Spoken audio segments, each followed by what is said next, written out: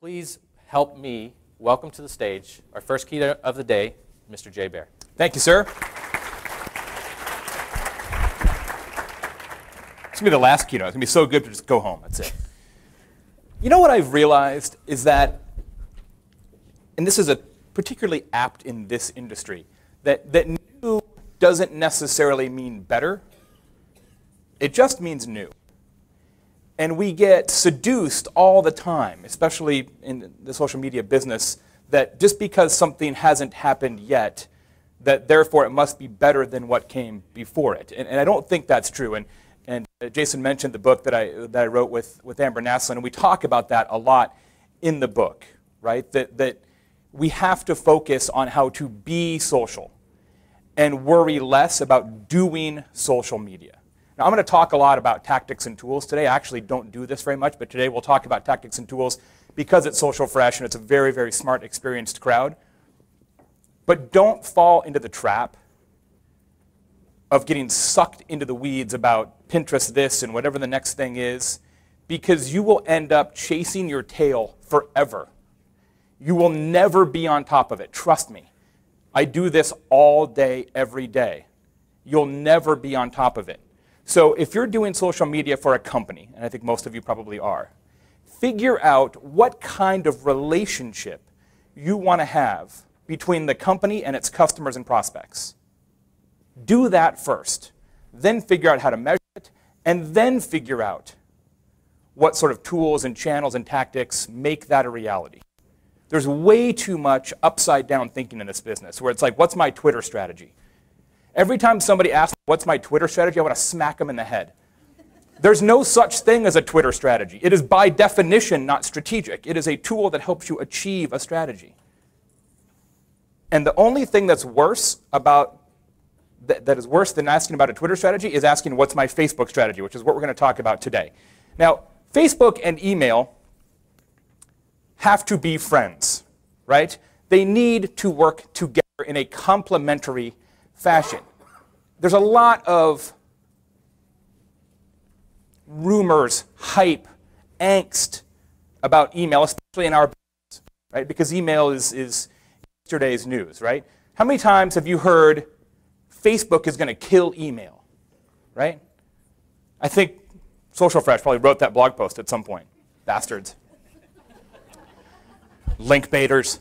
So, look, nothing is going to kill email. Not to, first of all, let's realize that you have to have an email address to even be on Facebook. So there's that.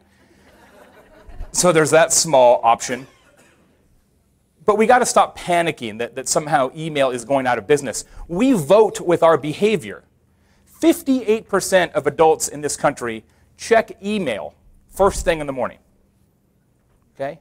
Whatever you do first in the morning is what is most important to you. And as of last year, it was 58% check email first. Facebook is 11%. Okay? It's a huge, huge difference. So that's one of the rumors, right? Is that email is going to kill or be killed by Facebook. One of the other sort of rumors and storylines and narratives that we have is that we need to use Facebook to get more customers. That somehow, by definition, Facebook is a customer acquisition machine. It's like a Wonkavator or a Starbelly Sneetch machine or something, and all of a sudden you will just instantly show up with a Facebook page and new customers will arise like the phoenix. And it's fundamentally not true. But yet a lot of people think that to be true. 44% of corporate social marketers look at Facebook as a way to get net new customers, as the primary reason for Facebook.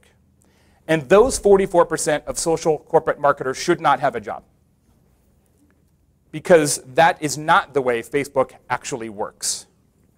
Okay? In reality, we like what we like. You do not roll around Facebook, kind of surfing around and say, wow, that's a company I've never heard of. I have no idea what they sell. I'm going to click the like button. You don't do that. Nobody does that. We like what we like, right? We like Social Fresh. We like The Muppet Show. We like Convince and Convert. We like Sesame Street. We like things that we've already had experiences with.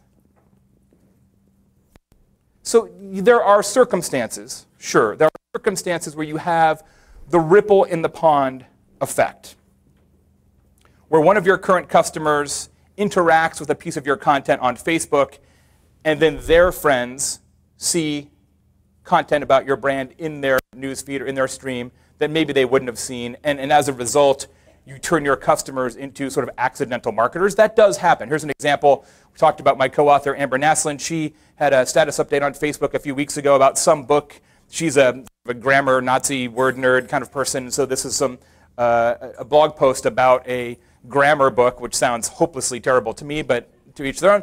And she put this post out there and had 3 likes and 2 comments, and presumably those 5 people were not aware of this crazy grammar book before. So that does happen, right? That ripple in the pond effect happens. But it is the exception, not the rule. If you believe that this is how Facebook works and that this is the low-hanging fruit in Facebook, you're absolutely wrong. DDB did a study last year that found that 84% of the people who are fans of corporate Facebook pages are current or former customers of that company. And that absolutely passes the sniff test. Think about how you use Facebook. We like what we like. Facebook is a ratification of a relationship, not the creation of a relationship.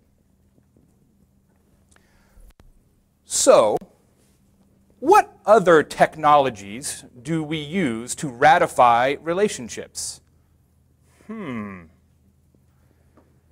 If Facebook is primarily opt-in, and the people who are interacting with us on Facebook are customers or prospective customers who have given us permission to interact with them by clicking the like button, that sounds an awful lot like email.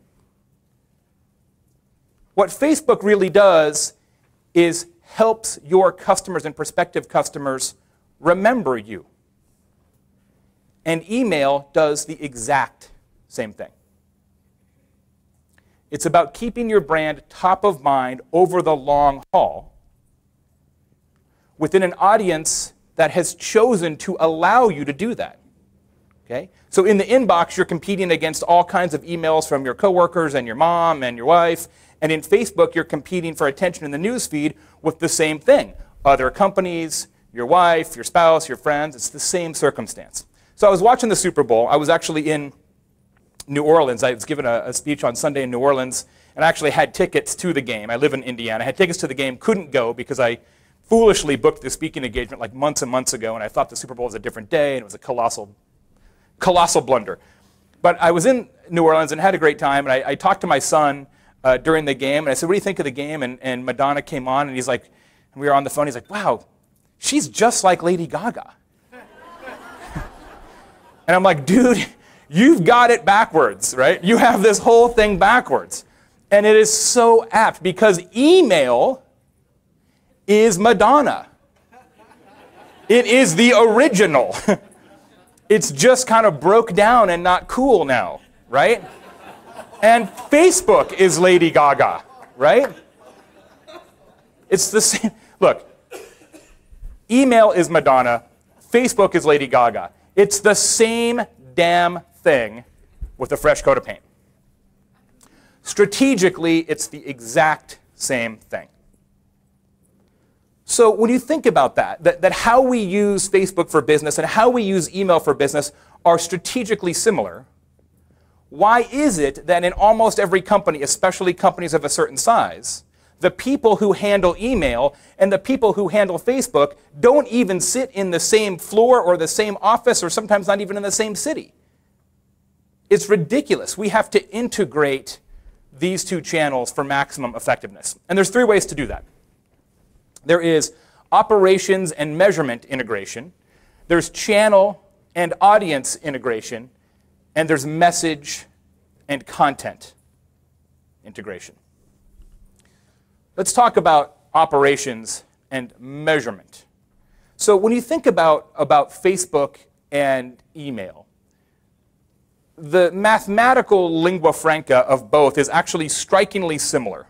We just sometimes call them different things. So in email, we call it a subscribe, right, or an opt-in. In Facebook, we call it a like, but it's the same mechanism.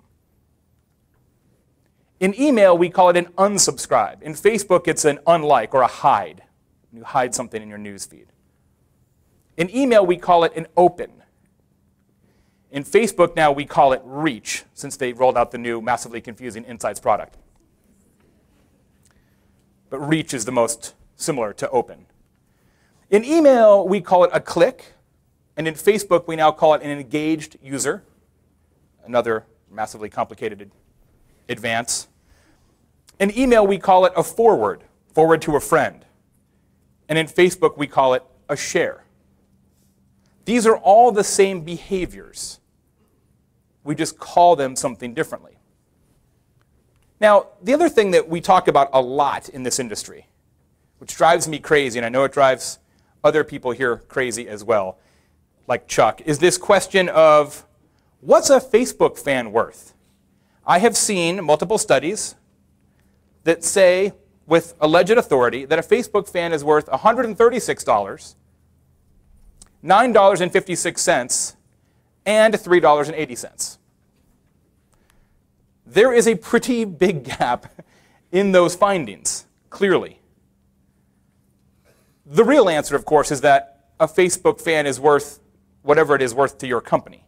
That by definition, that value is pegged to your organization and how you use Facebook and how you use other forms of digital marketing and how you convert. But you have to ask, right, is this math imaginary? Now, the nice thing is we're getting closer to be able to track this in a more meaningful way without having an advanced statistics degree. And I know Chris Penn will talk a lot about that this afternoon. But one of the things that he'll mention is Google Analytics' new ability to allow you to measure cross-channel impact. Right? It used to always be we could only count last touch conversions. So if someone interacts with you on Facebook, they see banner ads, they read your blog posts, and then ultimately they search for you on Google and they fill out a form, Google search gets credit for that lead. Now, with the new Google Analytics, they track all of those previous touches, and they have what's called assisted conversions. So you can say, oh, Facebook helped that. Email helped that. The blog helped that, which makes a big, big difference in how you look at the overall effectiveness of your digital marketing by channel. One of the things I do, though, is look at valuing Facebook through the prism of email investment. Who here actually has a fairly serious email newsletter, email marketing program for their company? Interesting. Not as many as you would think. So if you have email, you have email expense. Right? Email is not free. In fact, email in some cases is less free than Facebook because you have to pay somebody to send emails, and you don't have to pay anybody to send Facebook status updates typically. So what you do here is you figure out the true cost of what it really requires for your organization to send an email. And that's all in cost, right? So what do you pay an email service provider? What do you pay a designer? What do you pay a strategist in time? What do you pay an analyst? You know, all the things that go into that, right? Divide that by the size of your list and the number of emails you send a month, and what you will get is a cost of per email sent. Multiply that by unique clicks, okay? So difference between unique clicks and total clicks. Unique clicks are number of people that clicked on your email. Total clicks are the overall number of clicks because people can and do click your email multiple times. So you want unique clicks. Then calculate your total number of Facebook engaged users. Multiply that by the cost of your unique email clicks. And what you end up with is a value per click on Facebook. So if you do it this way, the best way to get this data actually, short commercial, is I use pagelever.com, which is, in my opinion, far, far, far better than what Facebook's native insights will give you. You can do a lot more data cutting. You can roll back 3, 4, 6 months. Just a much better product. It's relatively low cost. So if you use something like pagelever.com, you can pull out this engaged consumption number, which shows all the different people that clicked on something that you have in Facebook. So let's say that it costs you 2 cents overall, total all-in costs, 2 cents to send an email. Your average click-through rate on your email is 10%. So what that means is that it costs you, as a business, 20 cents to acquire a click in an email on average. You with me? If it costs you 20 cents to acquire a click on email, and you have 86,151 Facebook consumptions in a month, as one of our clients did here, if you value each of those clicks the same way that you value an email click in terms of your investment, what your Facebook click value here is 17,230 for the month. Does that make sense? So does that mean that Facebook fans are worth whatever? It does not. All this helps you do is understand what Facebook is worth to your business through the prism of what you're already spending money on, which is email. I have a free worksheet for this, a spreadsheet that actually walks you through these calculations, ar.gy/Facebook, capital F, and you can grab that spreadsheet and download it and make your own calculations if you choose to do so.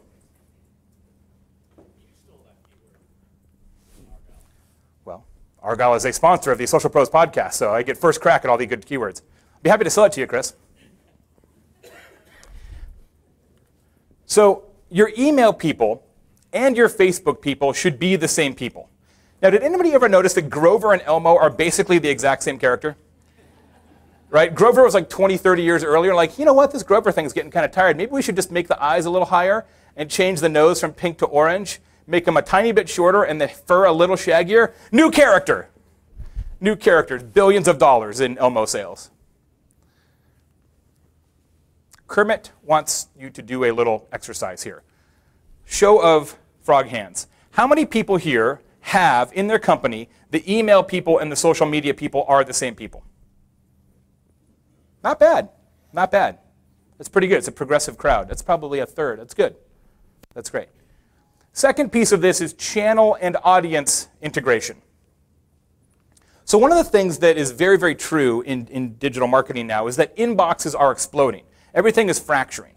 So you have to think about how do we build what we call a touch point corral around each of your customers. How can we maximize the number of ways that we can communicate with each of these people? And companies do this very poorly because in many cases, like, well, we got their email address, so we're done, or they like us on Facebook, so we're done. No, you're not done. You're not anywhere near done. That's step one. That's not step 10. If you have a Facebook like, the goal then needs to be to get their email address. Or if you have their email address, the goal needs to be to get the Facebook like, or the Twitter follow, or the SMS sign up, or the LinkedIn connection, or the Google Plus circle. The holy grail, in my opinion, is to have all 6 of these data points in your database for every single customer and prospect.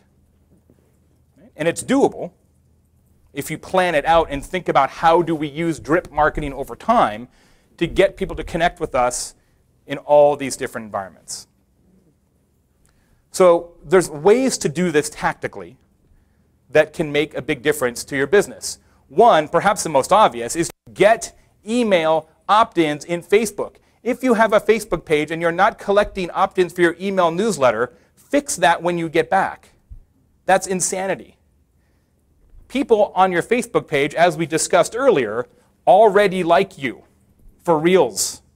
So the chances of them filling out an email form is massively higher than somebody who just parachutes onto your website from a Google search. Massively higher. Okay? Best practice is to give somebody something in exchange for that data. It's a quid pro quo. In our case, if you give us and sign up for our email newsletter at Convince to Convert, we'll give you a free ebook. Another way to do this is to promote Facebook in your email confirmation. So when people sign up for our email newsletter from the blog, they get an autoresponder email that bounces back, hey man, thanks a lot for signing up for the email. And then we get this little line, please also consider visiting Convince to Convert on Facebook. Please like us there, right? So while they're saying yes, keep them saying yes to other things. I haven't implemented this yet because we're in the process of switching email systems. But my premise here is to ask people for a Facebook like on the email unsubscribe page. So when they're saying no, ask them to say yes to something different. So if somebody says, you know what, you send me too much email, I don't like your email, you suck, whatever, down at the bottom where it says take me off your list, we're sorry that you don't want to interact with us in email, but would you like to subscribe to our Facebook updates? Perhaps that's more appropriate or lower impact for you. You got nothing to lose. They already have said you suck. I mean, you can't get more unsubscribed than unsubscribe. You can also gather email data with social login. I think Jan Rain's here, right? You guys are here. Love, there she is. Huge fan of Jan Rain and what they're doing with unified social sign-in and the ability to use Facebook and other things, but primarily Facebook, as a digital passport. So if you have a registration or login on your site for any real meaningful reason, you really need to think about incorporating social login. Because once you do that, once somebody does log in with their social network, you then get access to all of that data behind the scenes, which in every case includes email. That's a useful way to build up your list. And in fact, Jan Rain's survey found that 77% of e-commerce shoppers prefer to log in with their social media credentials as opposed to creating a new account, which absolutely makes sense. I can, let's see, click one button. I can click one Facebook icon, or I can pick a username, pick a password, fill out a bunch of other crap. You know, it's just way, way faster, way simpler. And we're to the point now that people trust Facebook, perhaps wrongly, but they trust Facebook to be that digital passport across the web. And you should take advantage of that for your business if you have sign in and reg on your website. The other thing you can do is create a social media active segment of your email subscriber base. So in this particular email for Smart Bargains, you can see at the top it says share on Facebook. It's not a particularly compelling creative implementation. It's very demure. But in almost every case, almost every email service provider now gives you the ability to mine that click data and say, okay, how many people clicked that share on Facebook button and who was it?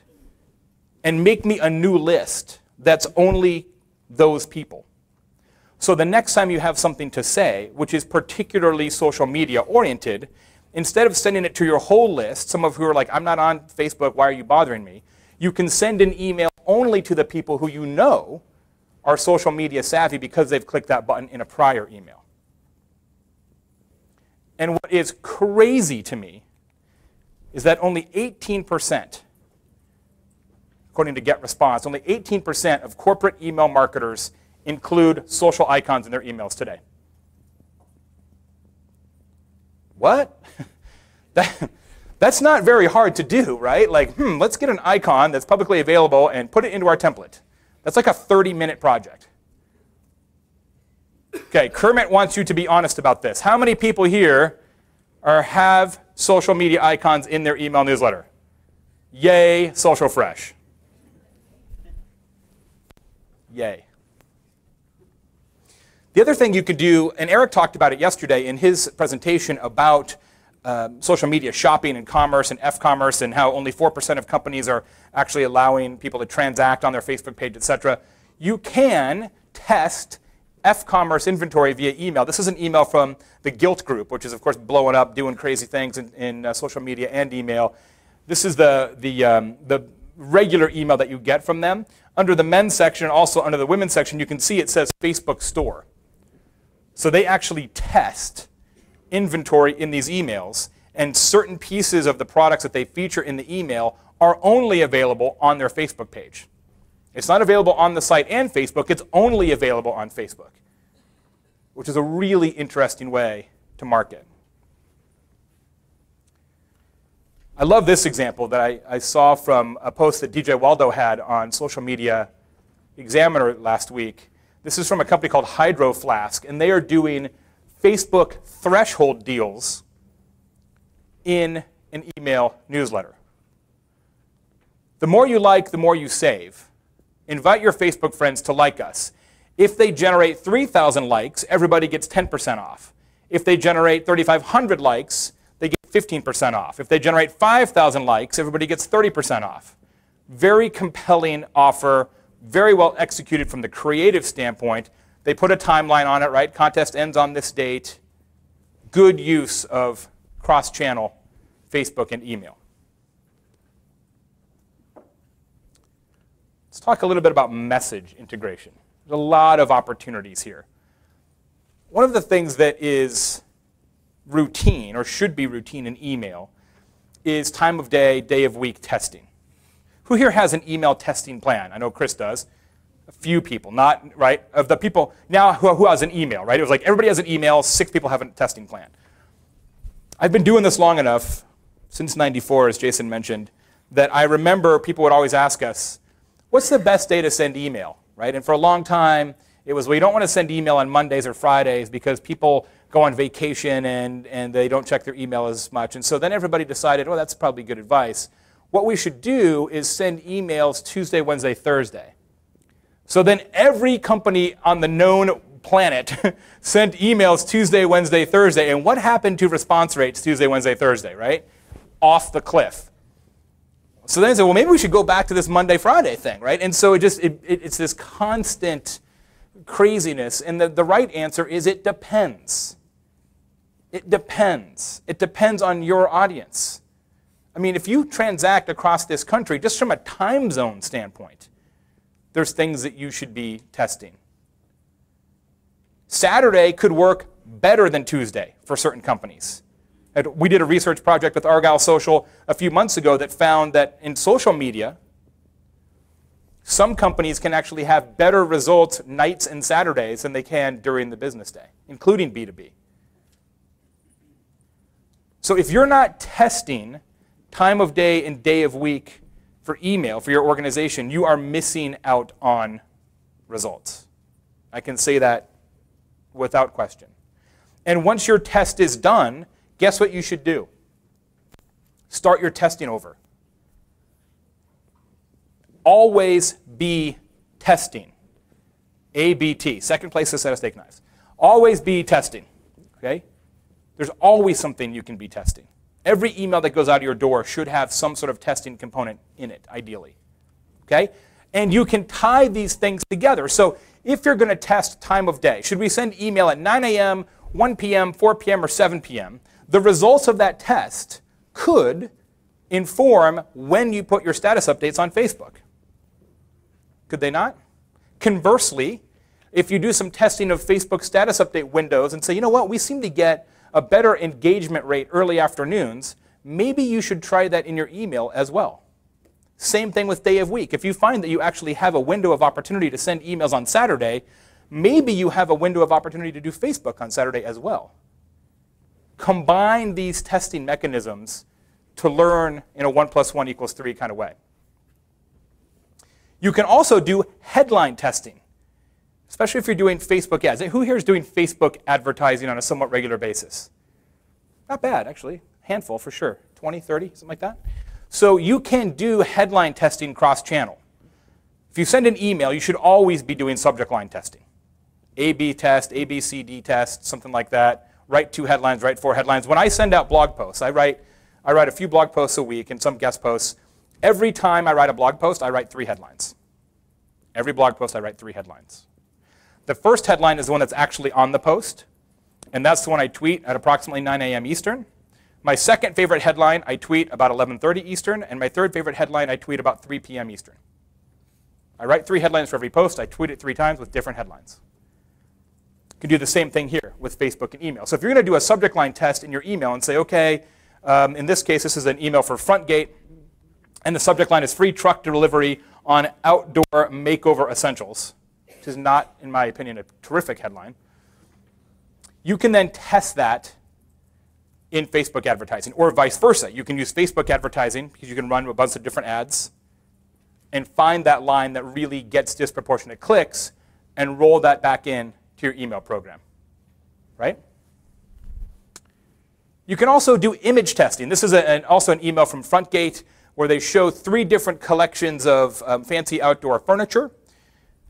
Many of you who are doing Facebook ads, I'm sure, realize that the image, the thumbnail image in the Facebook ad, has a tremendous, tremendous impact on results, much more so even than the headline.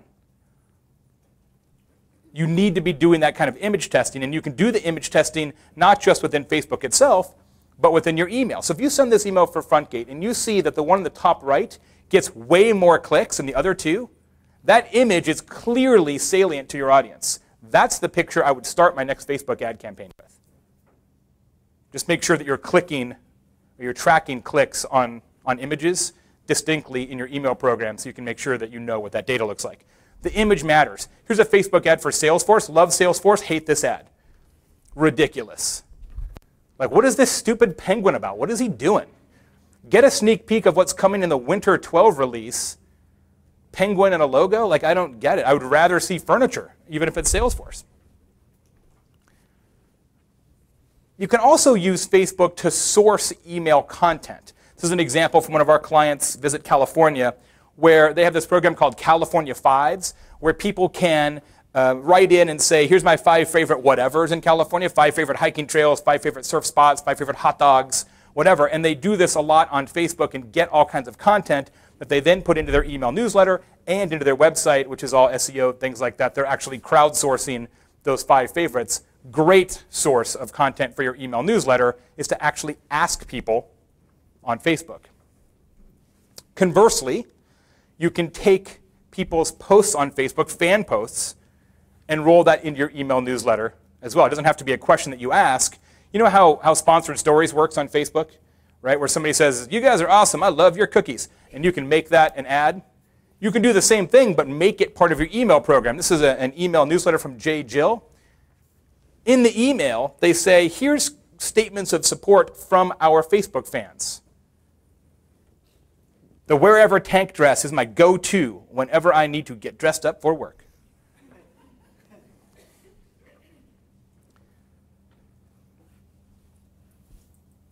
You can also, if you have an email that's not just, hey, we're doing something sort of irrelevant, and you shouldn't be sending that kind of email anyway, but if you have an email that has some sort of depth to it, you can promote that email before it gets sent out on Facebook. Hey, we're going to send the email, make sure you get on the list. Or in this case for CB2, hey, we're going to send the email, we're going to give you special access to it on Facebook first. So they send an email, which is their catalog. They put the catalog online, allow people on Facebook early access to it, because again, part of what Facebook is all about is giving people something that makes them feel special. Special. Why do I want to be a fan of yours on Facebook if I get treated like any jerk off the street? If every company in the world has a special offer, yours is not very special. And it's just going to get harder. Facebook is going to get infinitely harder for brands. Because when every company in the world is doing it, you're going to have to get a lot more creative than you are today. A lot more. And this is one of the ways to do it that's low impact for your business. Just give people on Facebook a 24-hour heads up on everything you do before it goes public, and you've got a whole era of feeling special.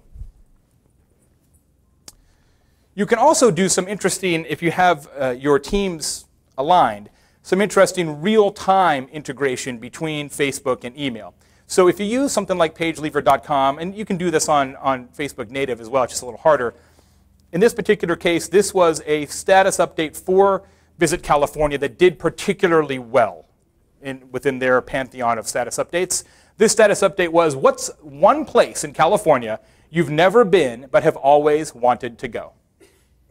One place in California you've never been but you've always wanted to go. Good status update. People who do Facebook newsfeed optimization realize asking a question, it'll pull people out. You're only asking them for one thing, not please write me a manifesto. 162 comments, 45 likes, 6117 reach, 357 engaged users. Those are pretty good numbers for that particular company at this point. If you're paying attention to your stats in something that allows real time, like PageLever as opposed to native insights, or you could just look at it in your own stats when you log in, you can see as a marketer, hey, this thing is actually working. We've got something here, right? We've got a fire has been started. We've started a fire. What we should do now is send everybody an email asking them to participate in this fire. Bring wood. Come to Facebook, bring a log. Because as everybody here knows, the way EdgeRank works on Facebook, the rich get richer. If people have interacted with your status update, the chances of them seeing your next status update are infinitely higher. And unfortunately, the converse is true. If you haven't clicked on a status update from a brand for quite a while, they sort of fade away into invisibility. And if you scroll down your Facebook page and get to the bottom, you're like, I didn't even know that dude was still around. You see all these crazy people that you just don't get bubbled up anymore. because Facebook hides them allegedly for your own protection. So with EdgeRank, the rich get richer. So if you have a successful status update like that, email it out to people immediately so that they come back to your Facebook page, they start interacting with it, and now all of a sudden, the next time you send a status update, a bunch of people are seeing it. Okay? When you have that social segment, we talked earlier about the icon and creating a social segment of your email newsletter so you know these are the people who are active within social media in your email subscriber list. That's the group you should send this email to. You should not send this email to everybody on your email list and say, we're doing this awesome thing on Facebook, come hang out, because some of those people will not be on Facebook and they will hate you. Be like, I'm not even on Facebook. Why are you bothering me? But if you have that list already created, it says, we know these people are on Facebook because they've shared our content on Facebook at some point in the past. Send them an email and only them. I have given you here 17 different ways to integrate Facebook and email. 17 different ways to do that. But what you should not do is eat all these cookies at the same time. I have made this mistake in the past, and you have to do these things in a sequence, like we just talked about. If you don't have the list of people who you know are social active within your email list, and you send everybody an email that says come to Facebook, you're going to get some blowback on that, right? So you have to do these things in a particular order, in a particular sequence, but all of these things are doable, right? There's nothing here that requires any particular massive expertise in either email or Facebook. But what it does require is that your Facebook and your email be thought of not as two separate entities, but increasingly as one. That is quite literally all I know about Facebook and email. I am Jay, that's my book, that's my stuff. Let's take some questions. Round of applause for Jay, ladies and gentlemen.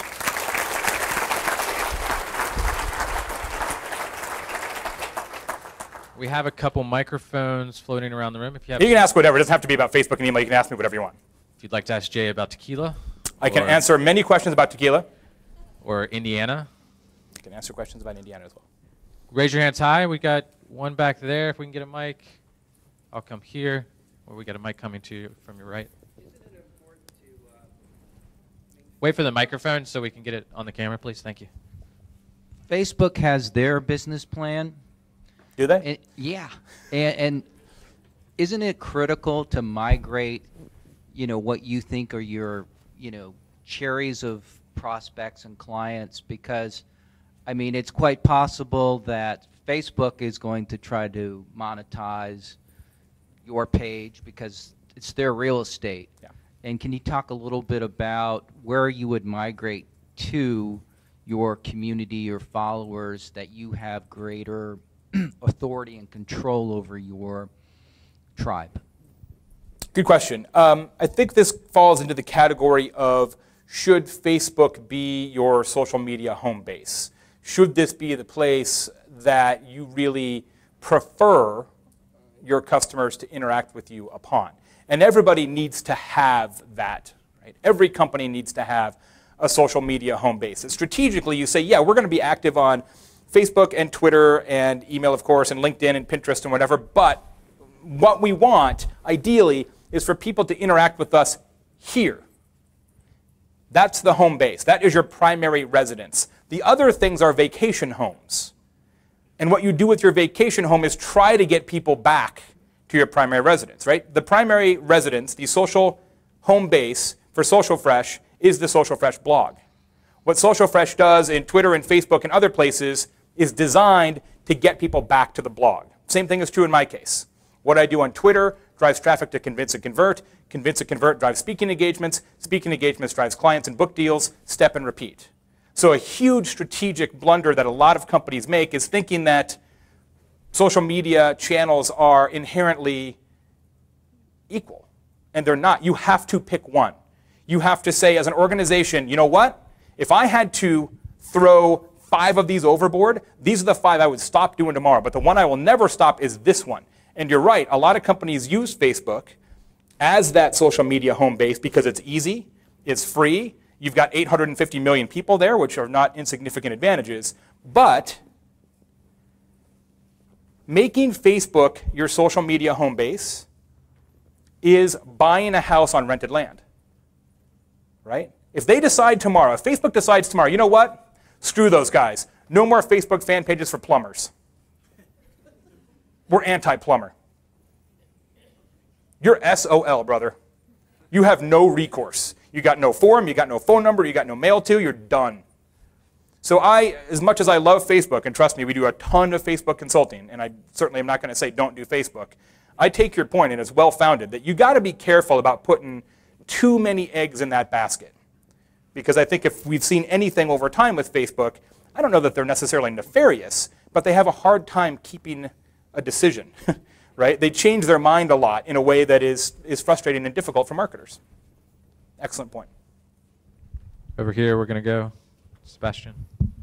First of all, great talk, Jay. Thanks. When you talk about testing emails, is that are we sending this to your entire email list? I mean, what type of, like, if I want to talk about Facebook marketing and I want to do an email test, but I want to test at a different time and a different day, I'm sending different subject lines out in different emails to the same list at different times? Great question on email testing. So what you would ultimately do, let's say you have a list of 5,000, okay? What you would want to do is either do a two-way or a four-way test. Typically for a list that size, two-way is a little bit more statistically valid. There are some tools out there that will tell you how big your segment needs to be statistically valid. Chris may have some information on that, and what counts may have one as well. But let's say you say, okay, let's just do a simple A/B test. You write 2 subject lines. You split the list randomly. Most of your email service providers will have a list splitter built into the software. If not, you can easily do it in Excel. You send at the same time one headline to this group, one headline to that group. Same thing with time of day. We're going to do it A, B, C, D. We're going to send it at 8 a.m., 1 p.m., 4 p.m., 7 p.m. 1,250 people get each version. And then you just individually check the stats. Chris Penn. If you have a list of at least 16,800 addresses, you need to have that many. To do an A/B or to do an ABCD? To do a time of day, day of week test, what we suggest you do is take that list, divide it into 168 parts of 100 addresses each, and send every hour on the hour for a week. Look at the results. You will find there is no best time of day or day of week. There'll be clusters, like Tuesdays, between 10 and 11 or 11 and 12, and Thursdays, and okay, Saturdays at 9, 10 and 11 when people are drinking heavily and checking their email for no good reason. Yeah. But doing it that way shows you the entire spectrum of the whole week. If your list supports that and your content supports that, you will find that out very quickly. The other option, and this is something that goes back to your point, is if you try out the software crowdbooster.com, they have a when are your Twitter followers most active. Look at that. Look at where they're most active. Send emails during those times. Yeah, online is online, right? I mean, that's the premise there, is that if you're on Twitter, you're on Facebook, you're probably checking email at the same time or have access to checking email. Yeah. Day of week is a lot easier to test than time of day, because time of day, there's no such thing as 10 o'clock. 10 o'clock here is 7 o'clock in California. So it's a little bit, it's harder to make hay of that because it's not consistent time zones. Yeah, I was a little confused when you said if you get their Facebook information, you get all this other information about them, like their email and all that stuff. What other information do you get about somebody when you get their Facebook information? It's a better question for Jan Rain to address, but everything that they've given Facebook primarily, which is a lot of stuff. When you do the Facebook logins is what you're talking about. Yes, when you do social logins. You can define what that gives you. That's right. And it can be just email or it can be a lot of information. Yep. So theoretically, it's where you went to high school and what movies you like and what TV shows you like. So you can actually do some really interesting email content. If you have social sign-in with something like JanRain, you can then take that content. So for example, I know what movies you like because you've said that on Facebook. Let's say I sell movies. Next time I send you an email, what do you think the movies I'm going to include that email are? The movies that you like. So you can do some pretty extraordinary data mining in that way.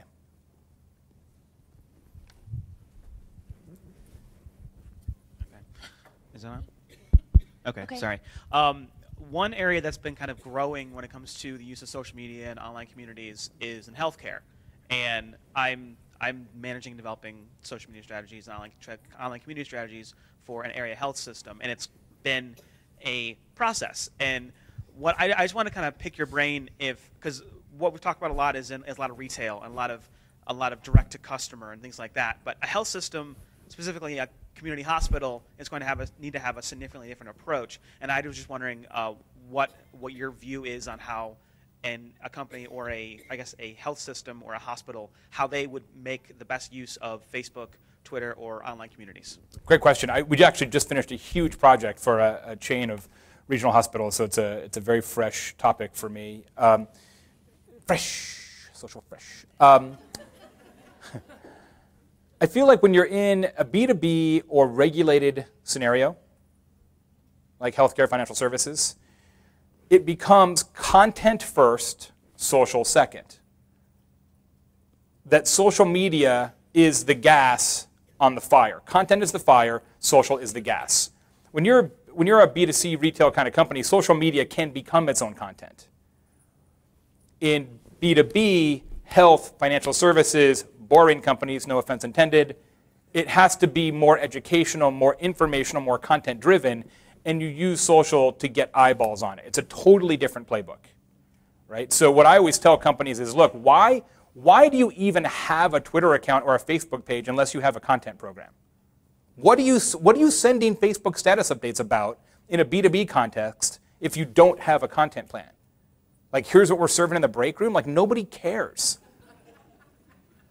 right? You have to go content first, social second if you're in those kind of industries, right? So what we did for that particular program is we actually did a really in-depth taxonomy analysis where we looked at social media chatter across all type of healthcare topics, heart, pediatrics, et cetera, and then also did a similar analysis of search behavior.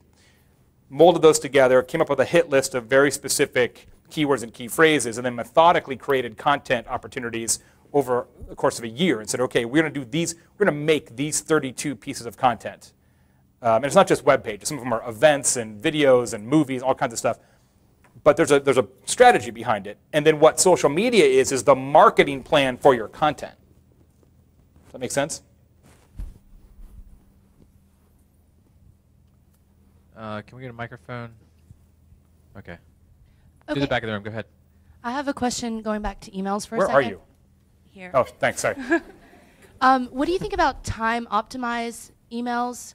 Yeah, some email service providers will Yeah. do that. I know Silverpop does it, and some other ones do as well. I think where to Chris's point, that they do that 168-part send in different email every hour sort of automatically in the software, and then figure out, hey, this guy it's 2 o'clock where he lives, and he tends to open his inbox at this time, so let's make sure we send emails in that window. Genius. If your ESP has that option, yes, do that every time. We have been doing that for the past few months. Nice. Using Engage. Sure, yeah. And we've seen a huge change in email opens and clicks. Yeah, of course. I mean, would you rather send emails to somebody when you're almost positive they're checking email, or send email to somebody when you're not sure whether they are or not, right? It's a no-brainer. Because the more emails that you have in your inbox when you open it, the less likely you are to look at any of those emails, right?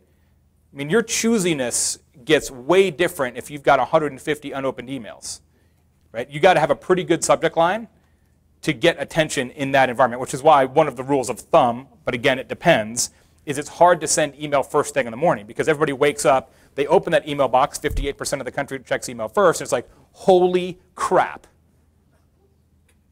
Delete, delete, delete, delete, delete, delete, delete, granola bar, coffee, delete, delete, delete, delete, delete, newspaper, carpool, boom, right? I mean, you're like overboard, overboard, overboard.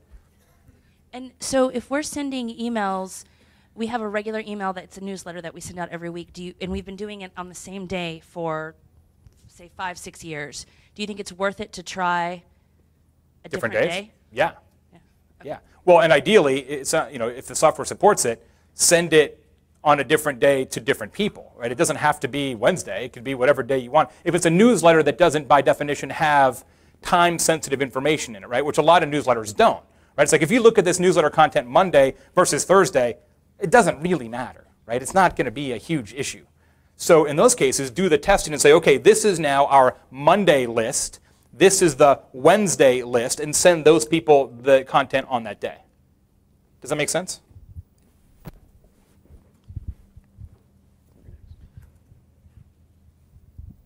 I was just wondering, you said that you Where are you? Oh. Thank you. I was wondering We'll because bring flags next time so they can wave them for you. Or just stand up would be perfect. Thank you, sir. you said you tweeted. You're a each tall of- drink of water, my man. You said you tweeted all your articles 3 times do. a day. I was wondering, are you switching your blog post titles to the one that gets the most clicks? I don't. I probably should, but I don't want to sort of jack with it and then sort of republish it and all those kind of things. And I actually try and build keywords where I can into that first one. So I probably should switch it, but I don't. It's a good idea. I should test it. And then I was also wondering, how do you measure, which one is the best based on, how do you know, based on how many people are on Twitter at that time if you're tweeting it 3 times at different times? Yeah, I mean, it's not an empirical test, obviously, because some of it's power of the headline, some of it's the window, some of it's, hey, what else is going on in the world, some of it's time zone. So what I do see is less of a pattern than I would like to see, right? What I'd like to see is, this particular time is consistently best, and I don't see that. It really depends on the post, because sometimes what I've realized is that the second or third headline is actually a better headline, right? And the other thing is you've got other factors, right? You've got, in my case, however many people are retweeting it and the impact of those people, and it sort of builds a little crescendo of attention, those kind of things. So it's not a perfect test, but I use Argyle Social for those kind of things, and they have that kind of tracking built into the tool, which is handy to at least have the data, and then what you make of the data is subject to interpretation. Over here on your left, Jay. Thank you for standing up, sir. Following instructions quite well. Thank you. I like the idea that you presented about opt-in email forms in Facebook. Yeah. I think that's definitely underused. And I understand Landing tab, right, would be the best place for it. Well, I understand the landing page idea.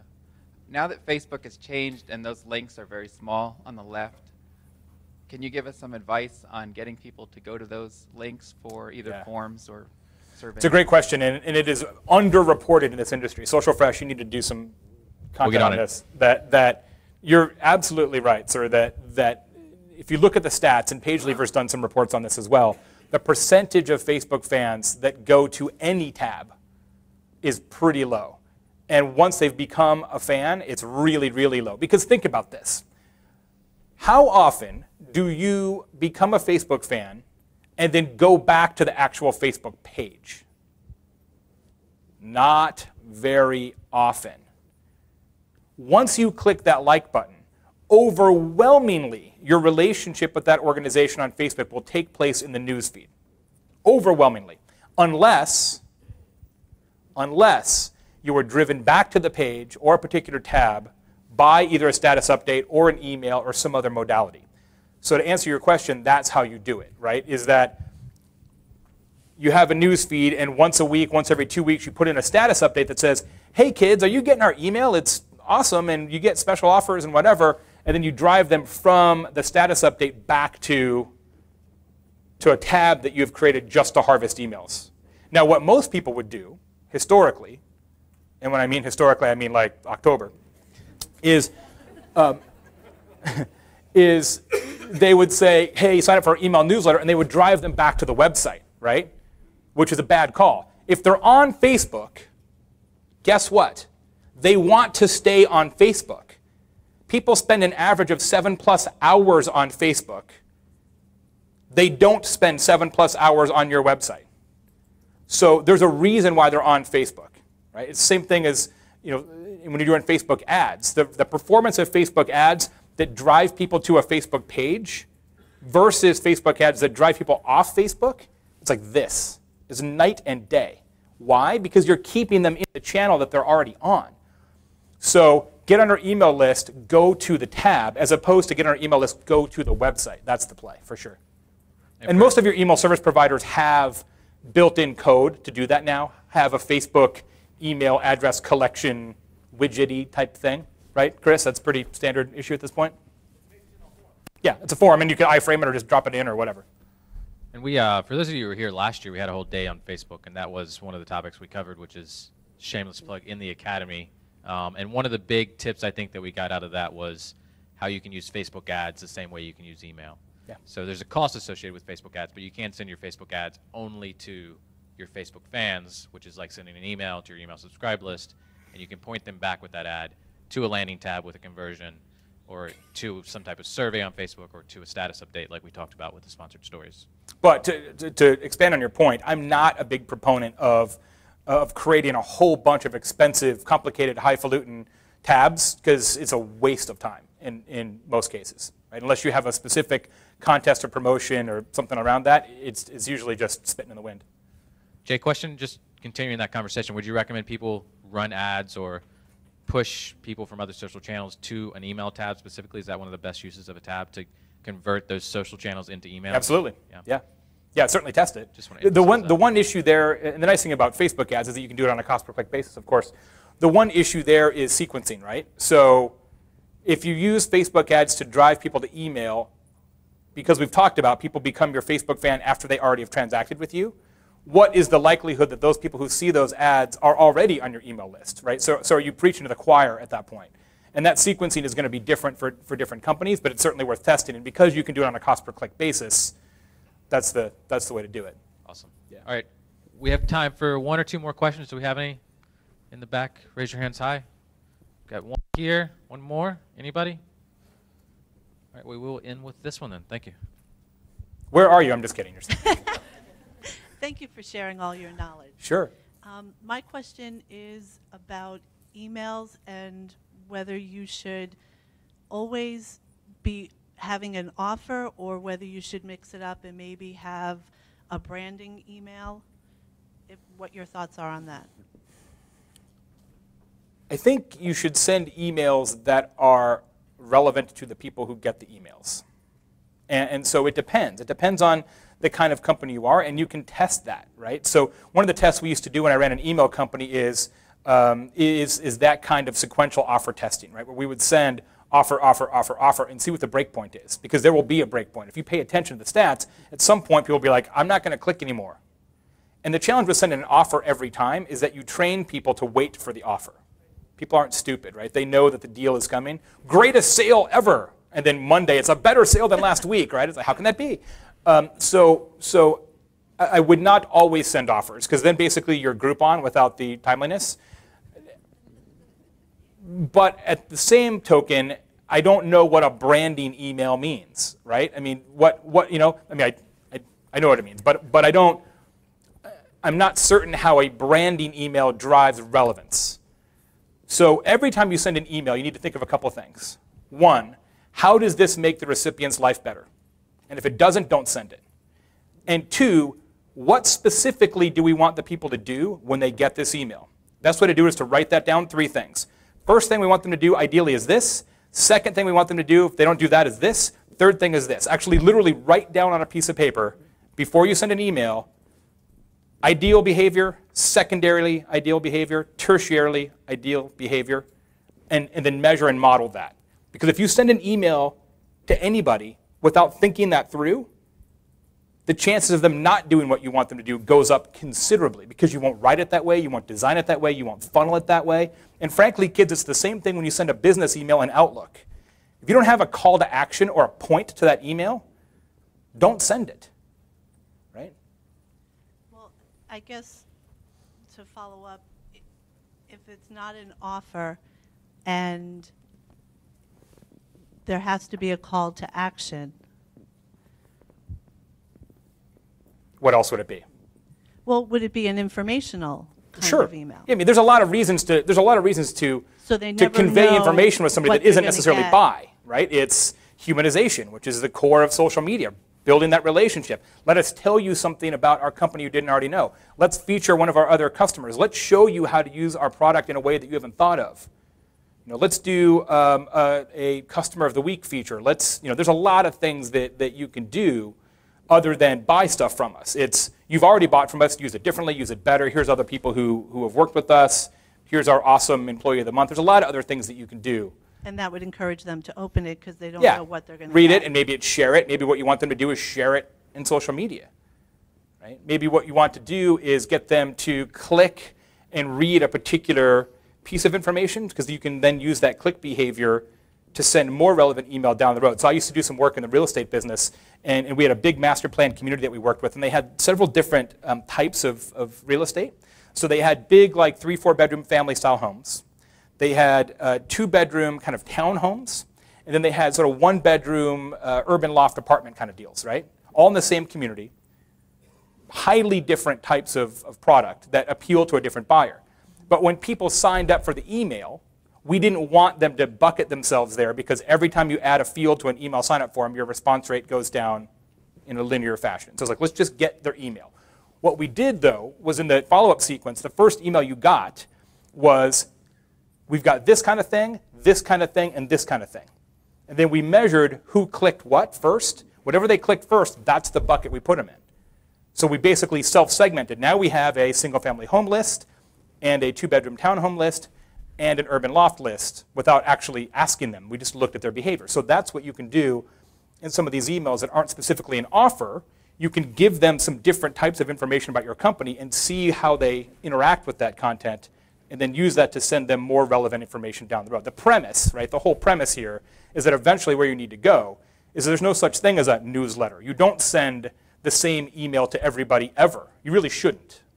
You really shouldn't. If you're sending everybody on your list the same email, you're not doing email as well as you could, period, for every company. I send everybody the same email in my company, and I know better. I used to do email marketing for a living. I know it's hard, but that's the reality. Yeah. Thank you. You bet. Great question. And some other great follow-up stuff. You can actually go to the What Counts blog, formerly the Blue Sky Factory blog that Chris Penn is a contributor to.